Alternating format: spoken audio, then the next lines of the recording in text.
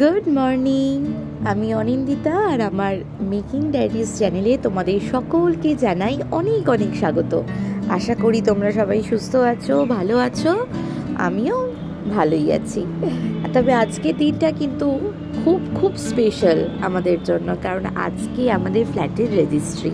অবশেষে এত আমরা খোঁজাখুঁজি করেছি, নানা রকম অভিজ্ঞতা হয়েছে আমাদের এই ফ্ল্যাট দেখতে যাওয়া নিয়ে, তো সব মিলিয়ে মিশিয়ে যাই হোক ফাইনালি আজকে আমরা রেজিস্ট্রি করতে চলেছি কোর্টে। আর অনেক সকাল সকাল বেরোনো হয়েছে, তো সেরকম কিছু খাওয়া হয়নি, কারণ একটা নির্দিষ্ট সময়ের মধ্যে আমাদের কোর্টে পৌঁছতে হবে।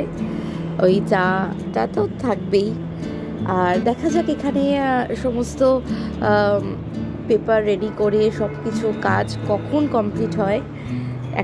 অনেকটা সময়ের ব্যাপার, হিউজ টাইম।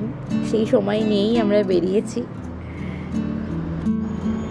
ভালো লাগছে, সেটা কতটা ভালো লাগছে আমি তোমাদেরকে বলে বোঝাতে পারবো না, কারণ মনে একটা অন্য রকম অনুভূতি হচ্ছে। সমস্ত কাজ কমপ্লিট হতে হতে আমাদের প্রায় 3:30 বেজে যায়।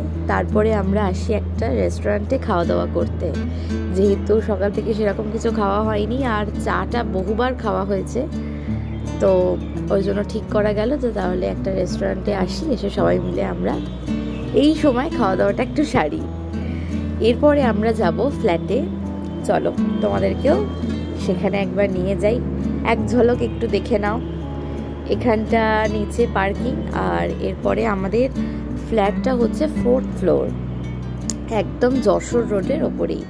কিছু কাজ তো ফ্ল্যাটে চলছেই, তার মধ্যে রিও এসেই রঙে হাত দিয়ে দিয়েছে, আর এখানে দাদা ওর হাতটা পরিষ্কার করে দিচ্ছে।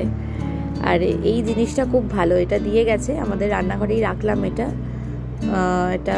আজকাল তো সবার বাড়িতেই রাখা হচ্ছে এবং সোসাইটিতেও দিচ্ছে। আমাদের 2 BHK, 2 রুম, 2 বাথরুম, একটা ব্যালকনি, আর ড্রয়িং কাম ডাইনিং রুম।